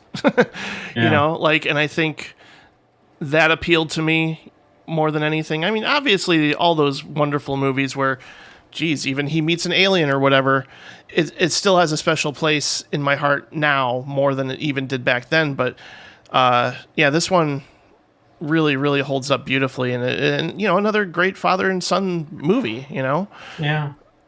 And I guess it was just such a loaded summer. So we talked about a few of those titles. I mean, this movie, you know, was finished 82nd at the box office in 1984. Universal had an 80th and 81st place, where DC Cab and Terror in the Isles made more money than Cloak and Dagger. Oh, wow. And this also, I mean, you know, talk about great days in movies. This movie opened the same day as Red Dawn, which was actually a big hit late that summer, and The Adventures of Buckaroo Banzai. Oh, my goodness. Yeah, that was all the movies that we grew up loving as kids. On cable, for the most part. Yeah, right? Exactly. Yeah. No, and I think they tried to... Did they release this separately? It wasn't just the double feature, right, with Last Starfighter. I think they released it later in the year. Last Starfighter came out a month earlier, and then this came out on August 10th with those movies. Yeah. But it's so good. It is. It's wonderful, and you got to give credit to Tom Holland, who, of course, like I said, would go on to do something incredibly original and memorable in its own right with Fright Night. And yeah, I every time I go back to this, I sort of feel more than just the nostalgia quotient. I think I feel a sense of connection to this movie in a way that I'm grateful for, that I'm glad it exists. I'm glad that Vinegar Syndrome put out that package recently. I didn't dive into all the extras yet. I'm very curious to hear the commentary with another filmmaker and podcaster. I believe Joe Lynch is doing the commentary with Holland, who is still with us, and I think he is, but Richard Franklin is not. But no, yeah, this was, like I said, I think I watched this and Daryl and War Games and The Goonies and all sorts of things over and over and over again, to where it's always gonna hold up for me personally. I mean, I understand why people get critical about certain things, but it's just not going to happen for some movies of this era for me. So nope, me neither. And I'm so glad you were able to come on and talk about it with me. It was such a blast watching this with you. I mean, yeah. It does take me back, like doing these commentaries. It does take me back to those times, even though we probably talked way less. But getting to hang out with your friends, and just watch a movie together, and maybe have occasional comments throughout, like, "Oh, that's the guy from this movie," and that sort of thing. But no, I mean, I'm so glad that this movie has gotten the release it deserves too, so people can go back to it and maybe even enjoy what we had to say about it. And I hope everybody enjoyed what we did have to say about it. I hope so too. Yeah, we'll have to do this again. Maybe another movie from this era. Who knows? It's a good summer. It sure was. So yeah, just plug away where everybody can find you, Erik. You can find me, the Movie Madness podcast on nowplaynetwork.net that do movie reviews and DVDs and Blu-rays talk, and also the Friendship Dilemma, which we started this year, which I do with Morgan Geyer. We've got a number of episodes up right now. We'll be doing some more very shortly. Oh, that'd be wonderful. You should probably do Cloak and Dagger. There's a little friendship there. I have thought about that. It has come up. Just gonna say. Yeah. Yeah. And certainly the premise of that podcast is male and female friendships in movies and the lack thereof. Mm-hmm. No, it's great. I really, really enjoy it. Thank you. And all the things that you do, including you're hosting a screening of The Goonies. I think that's going to be in a week, right? I think. July 6th, yes. So if you're in town in Oak Grove, I will be doing a July 6th, 2022 commentary for, not commentary, but Q&A for the Goonies live screening of it. Yes. I definitely have vivid memories of seeing that on the big screen for sure. And that's a special movie that, a lot of people have turned on, and I'm sure you'll talk about that. Yeah, and we're hoping again, depending on when people hear this, in September 2022, at the first Wednesday of every month, we do the Critics Classic Series at Oak Grove Cinema. And if things play out, we're hoping it will work out on September, the first Wednesday of September. We're going to be doing A League of Their Own, and you might get a live edition of The Friendship Dilemma at that screening. Well, geez, I'm definitely going to come out for that. It might be myself and Morgan. Yeah. We're hoping it was going to work out. If it does work out, it will be myself and Morgan doing a Q&A afterwards. So hopefully that will happen. And you'll definitely be back on the show at the very least for when we cover 1993 next year. Oh, boy. What a year. That 9-hour show that's going to be. Yeah, it's only getting longer and longer every year. So I'm expecting that, and I couldn't be more excited. And hopefully we'll get to do that in person. We'll see, hopefully, because I think it even is more fun when you can do that. But no, thank you for being on, and everybody can please visit directorsclubpodcast.com And yeah, if you want to support the show and the network, go over to patreon.com/directorsclub and just throw a few bucks my way if you feel inclined to do so. And of course, the Keith Gordon episode will be posted probably in time for the 4th of July holiday. Fingers crossed. I cannot wait for that conversation because we're talking about underrated or underseen, or at this point, favorite films of the 1960s. Because a lot of the titles we're covering, I would probably put in at least my top 50 of all time. So we're gonna have some great conversations, and Keith Gordon came up in this conversation. So again, it all comes together wonderfully. That's right. All right, thanks so much, Erik. We'll be in touch. Take care. My pleasure. Thank you. Jack?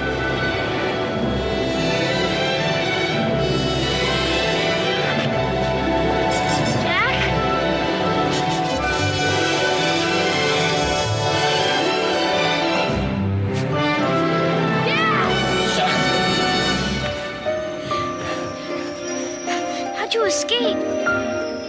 Jack Flack always escapes. I don't need him anymore. I've got you, Dad.